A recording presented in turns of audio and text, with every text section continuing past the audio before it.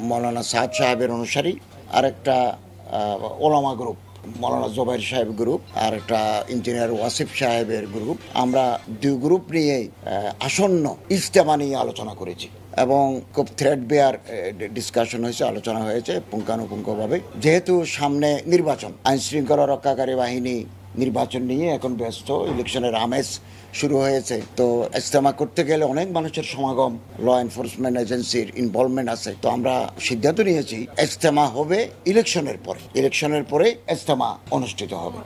মনে করেন নির্বাচন যদি ফেব্রুয়ারির প্রথম 15 দিনের ভিতরে হয়, তাহলে রমজানও তার হচ্ছে না, রমজানের পরেই হতে হবে না, এটা বসে সিদ্ধান্ত নিতে হবে।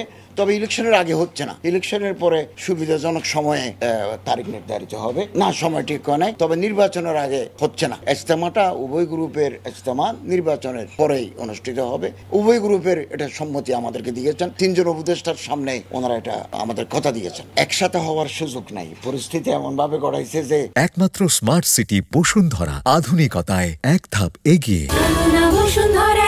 আলাদা আলাদা ভাবে হবে, পৃথক ভাবে হবে। নির্বাচন তো আপাতত পিছানোর কোনো লক্ষণ নাই। নির্বাচন তো ফেব্রুয়ারির প্রথম পক্ষে, প্রথম 15 দিনের ভিতরে করার জন্য সরকার একেবারে প্রতিশ্রুতিবদ্ধ, এভাবে কাজ করে যাচ্ছে। নির্বাচন পিছানোর এই মুহূর্তে কোনো পরিকল্পনা নাই। যদি এরকম কোনো পরিস্থিতি দেখা দেয়, আমরা আবার বসবো, কথা বলবো কি করা যায় তখন। এখন আমরা নির্বাচন সঠিক সময়ে হবে এভাবে আমরা এগুচ্ছি, এবং নির্বাচনে আমেজও শুরু হয়ে গেছে। প্রার্থী নির্বাচন, বিভিন্ন দলের মধ্যে প্রতীক বরাদ্দ, নির্বাচনের প্রার্থী, এগুলো চলছে। না, আপনি দেখেন নির্বাচনের আগে অনেক সময় আইন শৃঙ্খলার অবনতি ঘটে, স্পোরাডিক্যালি ঘটে, বিক্ষিপ্তভাবে ঘটে। অ্যালার্ট রাখতে হয়, আলাদা করে আবার ওই আনসার বাহিনী, পুলিশ, অতিরিক্ত পুলিশ লাগে, অতিরিক্ত আনসার লাগে। প্রয়োজনে সরকার যদি মনে করে প্রশাসনের সহযোগিতার জন্য সেনাবাহিনীও তলব করে। তো এর আগে এত বড় একটা সমাবেশ, যেখানে বিদেশি মেহমানরাও থাকবেন, এই ঝুঁকি নেওয়াটা সরকারের জন্য উচিত হবে না মনে করে ওনারাও সেটা বুঝতে পেরেছেন। ওনারা নিজেরাও বলেছেন, মৌলানা সাদ সাহেবের অনুসারীরা বলছেন যে আমরা নিজেরাও চিন্তা করছি যে ইলেকশনের আগে নির্বাচন ইজতেমা হওয়াটা খুব বেশি যুক্তিযুক্ত হবে না। ডিসেম্বর তো এখন তো মনে করেন নভেম্বরে সাধারণত শীত নামে, এখনো তো শীত আমাদের দেশে নামে নাই।